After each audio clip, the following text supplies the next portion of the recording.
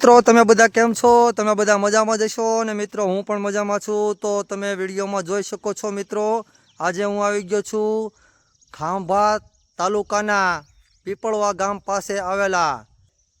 તો મિત્રો તમે વિડીયોમાં જોઈ શકો છો, અહીં તમને દેખાતું હશે શ્રી નાગાજણ ધામ। મિત્રો આ નાગાજણ ધામ જે છે એ મકવાણા પરિવારના સુરાપુરા છે અને એ સુરવીર નાગાજણ દાદાનું ખૂબ સરસ મજાનું જે મંદિર છે એ અહીં અંદર આવેલું છે।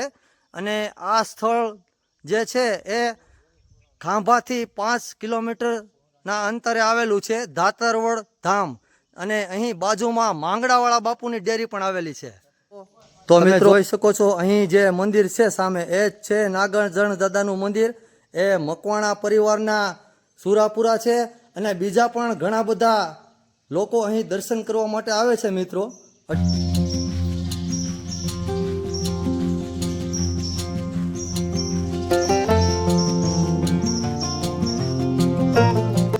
તો મિત્રો તમે જોઈ શકો છો આ એ જ સુરાપુરા દાદાનું મંદિર છે જે મકવાણા પરિવારના સુરાપુરા દાદા છે। તમે વિડીયોમાં જોઈ શકો છો મિત્રો।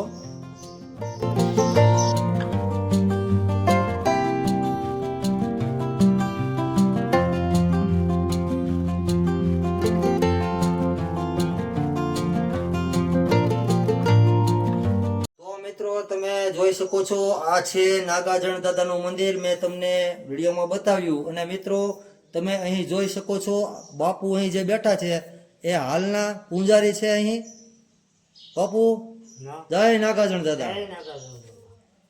તો મિત્રો તમે અહીં ધાતરવડ માંગડાવાળા બાપુના દર્શન કરવા માટે આવો ગમે ત્યારે, તો એમની જ બાજુમાં આ નાગાજણ દાદાનું મંદિર આવેલું છે અને ખૂબ જ સરસ મજાની વ્યવસ્થા અહીં આ મંદિરમાં તમને જોવા મળે। તો આ છે અહીંના હાલના મહંત। તો આપણે બાપુ પાસેથી જાણીએ કે આ મંદિર કેટલું જૂનું છે।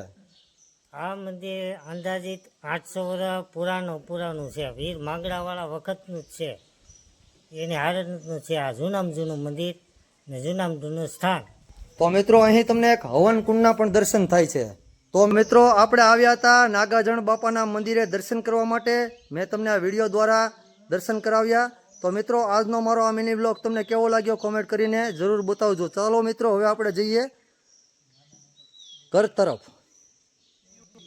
તો મિત્રો આજે આપણે આવ્યા હતા નાગાજણ બાપાના દર્શન કરવા માટે। ત્યાં મેં તમને હાલના મહંત છે એમની સાથે પણ વાતચીત કરાવી, આપણે નાગાજણ બાપાના પણ દર્શન કર્યા મિત્રો।